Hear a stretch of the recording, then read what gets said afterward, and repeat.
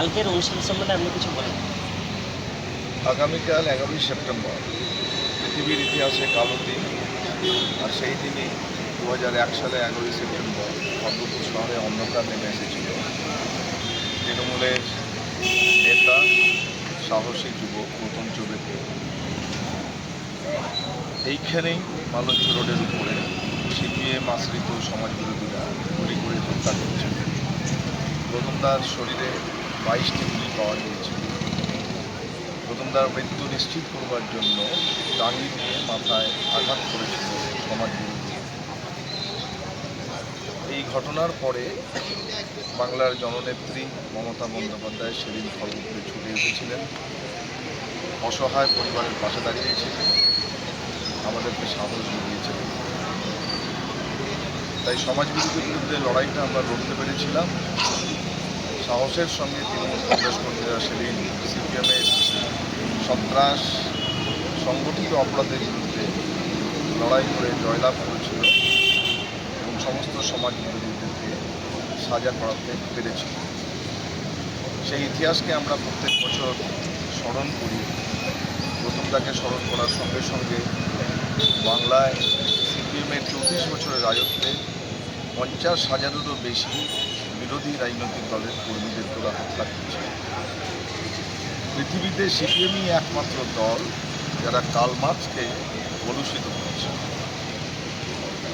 আজকেও সিপিএমের চামড়া এতটাই মোটা যে আমরা লক্ষ্য করেছি যে স্থানীয় নির্বাচনে তারা কংগ্রেস হয়ে যায়, বিধানসভা এবং লোকসভা নির্বাচনে বিজেপি হয়ে যায়। আমরা এই সভা করি অঙ্গীকার সভা। 11ই সেপ্টেম্বর যেদিন গৌতমদাকে হত্যা করা হয়েছিল সে অতীত ইতিহাসকে স্মরণ করবার জন্য অঙ্গীকার সভায় আমরা সমবেত হই। আমাদের নেত্রী জননেত্রী মমতা বন্দ্যোপাধ্যায় তিনি যে রাজনৈতিক নির্দেশ দেন সেগুলো যাতে আমরা পালন করতে পারি। আজকের ভারতবর্ষের রাজনীতিতে সবথেকে বড় লড়াই হচ্ছে সাম্প্রদায়িক ফাঁসিবাদী বিজেপিকে ক্ষমতা থেকে সরানো এবং বাংলার বাঙালিদের উপর যারা বাংলা ভাষায় কথা বলে বিজেপি শাসিত রাজ্যে তাদের উপর যে অন্যায় অত্যাচার পুলিশ করছে এবং গায়ের জোরে সীমান্তের ওপারে পাঠিয়ে দেওয়া হচ্ছে, গর্ভবতী মহিলাদের থেকে নিয়ে বয়স্ক লোকেদেরকে, খেটে খাওয়া মানুষজনদেরকে। ইতিমধ্যেই আমাদের নেত্রী সোচ্চার হয়েছেন, আমাদের আন্দোলন চলছে। সেই লড়াইকে আমরা শক্তিশালী করব যতক্ষণ না পর্যন্ত বিজেপিকে ভারতের শাসন ক্ষমতা থেকে সরানো না যাচ্ছে। এই বিশ্বাস আমাদের আছে যে আমরা জয়লাভ করতে পারবো দিদির নেতৃত্বে। সেই জন্য আগামীকাল আমরা সমবেত হব এই মালঞ্চতে। এই শহরের হাজার হাজার প্রতিবাদী মানুষ সমবেত হবে। আমরা কালকে সমবেত। এটা কত বছরে পড়লো আমাদের? 25 বছরে পড়ব।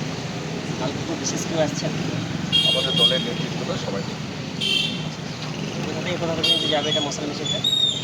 সভা শেষ হওয়ার পরে মশাল মিছিল এখান থেকে শুরু হবে এবং শেষ হবে গৌতমদার যে শহীদ বেদি রয়েছে যেখানটাকে দাহ করা হয়েছিল সেখানে ক্যাম্পটা শেষ হবে।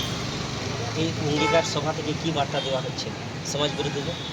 এই অঙ্গীকার সভা থেকে একটাই বার্তা যাবে যে সমাজ বিরোধী মুক্ত শহর এবং একই সঙ্গে শাসন ক্ষমতা থেকে বিজেপির অবসান। এবার কোথাও কোথা থেকে আসবে লোকজন সব? খড়গপুর শহরের 35টি ওয়ার্ড থেকেই মানুষ আসবে। বাইরে থেকে আসবে?